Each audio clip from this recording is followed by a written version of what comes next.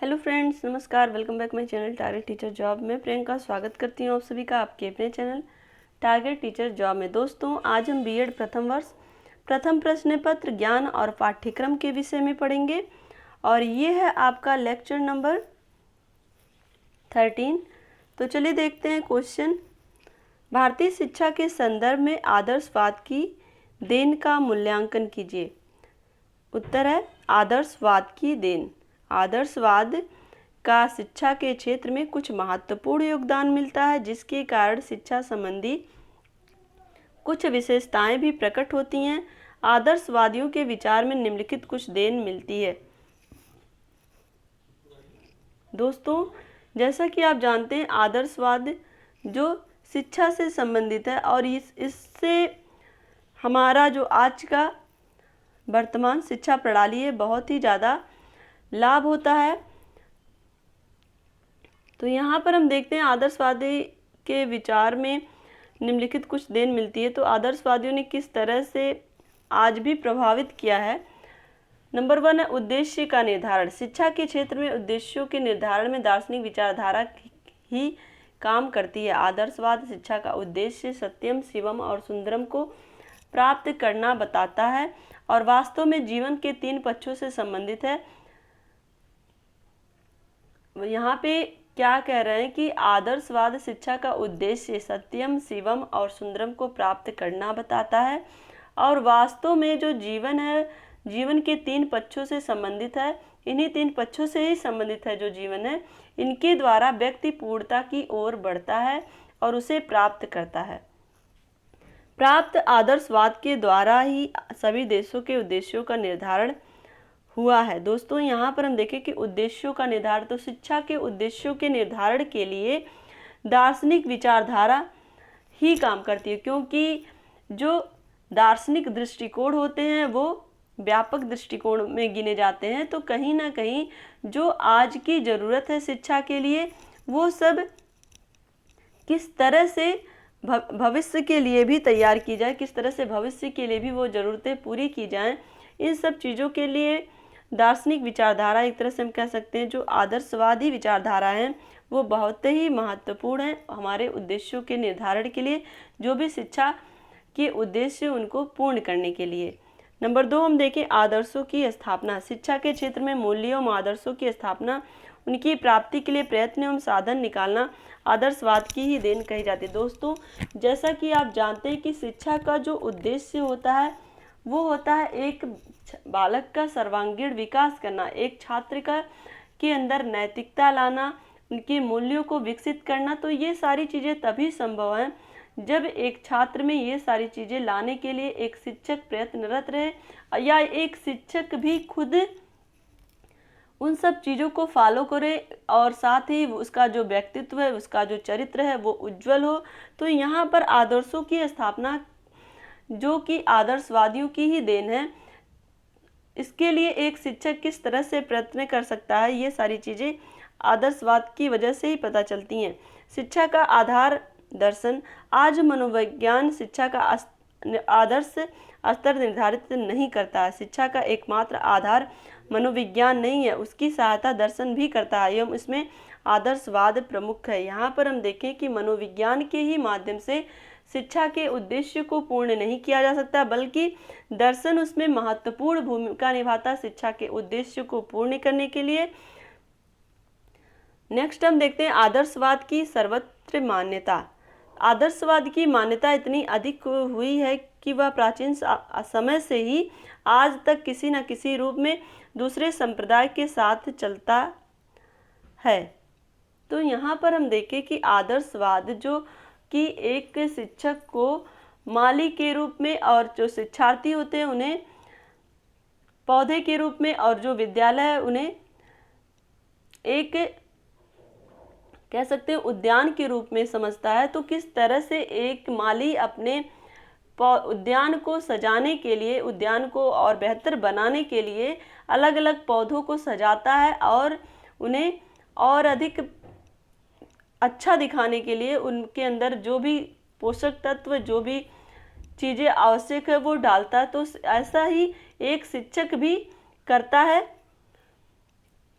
अपने शिक्षार्थियों के अधिगम के लिए, अपने शिक्षार्थियों के शिक्षण उद्देश्यों के लिए। यहाँ पर हम देखें पाठ्यक्रम में आदर्शवाद दृष्टिकोण। शिक्षा में पाठ्यक्रम के निर्धारण में सिद्धांतों का प्रयोग भी आदर्शवादी दृष्टिकोण को प्रकट करता है। सामान्य शिक्षा एवं उदार शिक्षा पर आदर्शवादी ही बल देते हैं। तो यहाँ पर हम देखें अगर पाठ्यक्रम की बात करें तो किस तरह से पाठ्यक्रम निर्धारित किए जाएं, इसमें जो आदर्शवादी दृष्टिकोण को किस दिखाया गया है वो आज भी शिक्षा के क्षेत्र में जो दार्शनिक विचारधाराएं हैं, जो आदर्शवादी विचारधाराएं हैं कि किस तरह से पाठ्यक्रम का निर्धारण किया जाए जिससे छात्र अपने पूर्व ज्ञान से नवीन ज्ञान को जोड़ पाएं और साथ ही जो व्यवहारिक ज्ञान है वो अपने व्यवहारिक ज्ञान से भी उसको जोड़ पाएं। तो पाठ्यक्रम को निर्धारित करते समय इन सब चीज़ों का ध्यान रखा जाता है और एक दार्शनिक और आदर्शवादी विचारधाराएं इनमें साफ झलकती हैं। तो नंबर 6 हम देखें अध्यापक महत्वपूर्ण। जो कुछ भी सांप्रदायिक विचार हो, अध्यापक की स्थिति महत्वपूर्ण होती है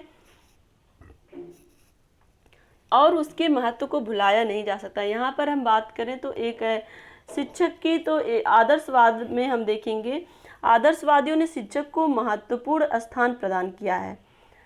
उनका कहना है कि बालक को पशुत्व से मनुष्यत्व और मनुष्यत्व से देवत्व की ओर ले जाने में शिक्षक की बहुत महत्वपूर्ण भूमिका होती है। एक बालक को जो कि अभी बिल्कुल नासमझ होता है तो उसके अंदर मनुष्य बनाना और फिर मनुष्य से देवता की तरह उनके अंदर सारे गुणों का विकास करना एक शिक्षक का ही दायित्व है। एक शिक्षक ही ये सारे कार्य कर सकता है। यहाँ पर आदर्शवादियों का कहना है कि आदर्शवाद के अनुसार शिक्षक आध्यात्मिक चेतना का स्रोत होता है। तो नेक्स्ट हम चलते हैं बालक के व्यक्तित्व को आदर। व्यक्तित्व का विकास आदर्शवादी शिक्षा का मुख्य लक्ष्य है। आदर्शवादी बालक को केवल शरीर, इंद्रिय और मस्तिष्क का बना हुआ ना मानकर उसे आत्माधारी मानते हैं। ये बालक को मन और शरीर दोनों मानते हैं। यहाँ पर इसके पहले हम लोगों ने ये सारी चीज़ें पढ़ी थी। यहाँ पर हम देखें तो जिस प्रकार हम भौतिक संसार में ऊर्जा की कल्पना कर सकते हैं उसी प्रकार बालक के शरीर में मन के अस्तित्व की कल्पना कर सकते हैं। आदर्शवादियों का ये कहना है कि भौतिक संसार में जिस तरह से ऊर्जा होती है वैसे बालक के मन में भी एक आत्मा होती है और उसके अस्तित्व के लिए मन का होना बहुत ही ज़्यादा आवश्यक होता है। कहने का सेंस ये है। और अगर हम बात करें आधुनिक आदर्शवादियों ने बालक के प्रति विचारों में परिवर्तन आया है। उनके अनुसार बालकों में अनेक आधारों पर भिन्नता पाई जाती है। इसके लिए उनके विकास में उनकी भिन्नता को ध्यान में रखना चाहिए। तो आज के अगर आदर्शवादियों की बात करें तो भिन्नता के आधार पर ही बालक को शिक्षा दी जानी चाहिए। इस संबंध में पेस्टोलॉजी, हर्बर्ट तथा फ्रोबल ने बालक के प्रवृत्तियों को जानने तथा उन्हीं प्रवृत्तियों के अनुसार उन्हें महत्व देने की बात भी स्वीकार की है। तो यहाँ पर हम देखें कि आज भी आदर्शवादी जो हैं बालक की प्रवृत्ति को ध्यान में रखकर ही शिक्षा देने की बात कही है। नेक्स्ट हम देखते हैं, नेक्स्ट है आपका अनुशासन महत्वपूर्ण। आदर्शवाद ने शिक्षा के क्षेत्र में अनुशासन को विशेष महत्व दिया है। यह अनुशासन स्वाभाविक होना कि दमन पर आधारित हो। यहाँ पर अनुशासन स्वाभाविक हो ना कि दमन पर आधारित हो का क्या मतलब, एक बालक को एक शिक्षक के द्वारा इस तरह से उसके मन में, उसके व्यवहार में इस तरह से परिवर्तन लाया जाए कि वो अच्छे बुरे की समझ उसके अंदर स्वयं आ जाए, वो गलत कार्यों को ना चुनकर सही कार्यों को चुने। तो इस तरह से वो अपने अंदर स्वाभाविकता से विकसित करे कि किस तरह से हमको खुद ही डिसिप्लिन में रहना है, खुद ही अनुशासित रहना है। तो यहाँ पर किसी भी शिक्षक को दंड देने के लिए नहीं कहा गया है, ना ही शिक्षक किसी छात्र को दंडित कर सकता है। तो कहीं ना कहीं एक जो छात्र है वो खुद से अनुशासित हो, उसके अंदर ये सारी भावना इस शिक्षक के माध्यम से विकसित की जाए कि उसे किस तरह से अनुशासित जीवन जीते हुए अपने आप को शिक्षा के उद्देश्य पूर्ण करने हैं। नंबर 9 हम देखते हैं आध्यात्मिक शिक्षा पर बल। आदर्शवाद आध्यात्मिक, धार्मिक और नैतिक शिक्षा पर बल देता है। शिक्षा का संबंध आध्यात्मिक एवं धार्मिक तथा नैतिक जीवन से हो, यह आदर्शवाद की देन है।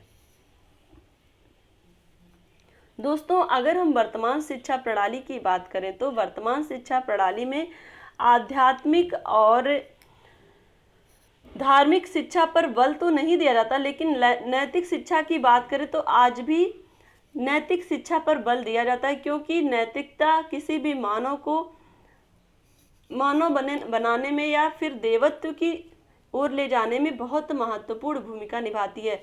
जब एक बालक के अंदर नैतिकता रहेगी तो वो अपने कार्य को सही ढंग से करते हुए और अपने जो भी निर्णय होंगे उसको सही ढंग से ले पाएगा, और जहाँ पर उसको जिस तरह से किसी की मदद करने की बात हुई या फिर किसी निर्णय को लेने की बात हुई वो सहज महसूस करेगा। तो ये सारी चीज़ें आध्यात्मिक शिक्षा का बल या फिर हम कहें धार्मिक शिक्षा या नैतिक शिक्षा, तो कहीं ना कहीं ये सारी शिक्षाएं जो आई हैं वो आदर्शवादियों की ही देन है, जिसकी वजह से आज अगर हम बात करें देश के आगे बढ़ने की तो इन सब विचारधाराओं से भी देश की उन्नति होगी।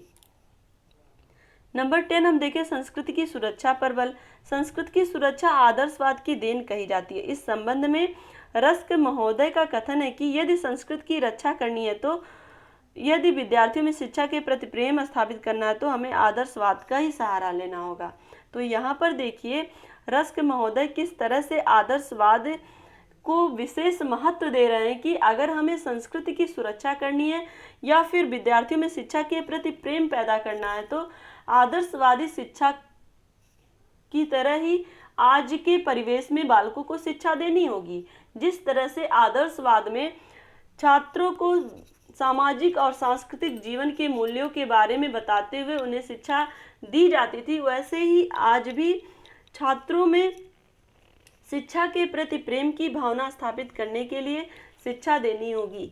आदर्शवादी विचारधारा ने प्लेटो, हिंगल, सुकरात और पेस्टोलॉजी जैसे आदर्श शिक्षाविदों को पैदा किया, जिसका शिक्षा पर गहरा प्रभाव पड़ता है। तो यहाँ पर हम देखें आदर्शवादी विचारधारा को मानने वाले लोगों में प्लेटो का नाम, हिंगल, सुकरात और पेस्टोलॉजी जो कि आदर्श शिक्षाविदों के रूप में जाने जाते हैं, जो एक शिक्षक भी थे, तो कहीं ना कहीं ये एक शिक्षक होने के नाते वो सारे गुणों को अनुभव कर पाए जो एक कुशल शिक्षक के लिए होने चाहिए, और एक प्रतिभाशाली छात्र में उसके नैतिक गुणों का विकास, उसके मानवीय गुणों का विकास, उसके व्यक्तित्व का विकास किस तरह से किया जाए, इन सारी चीज़ों के बारे में ये अपनी जो शिक्षा पद्धति रही है, जो भी उनकी शैक्षिक देन रही, उसके माध्यम से इन्होंने अपने विचारों का प्रचार प्रसार किया अपने पुस्तकों के माध्यम से।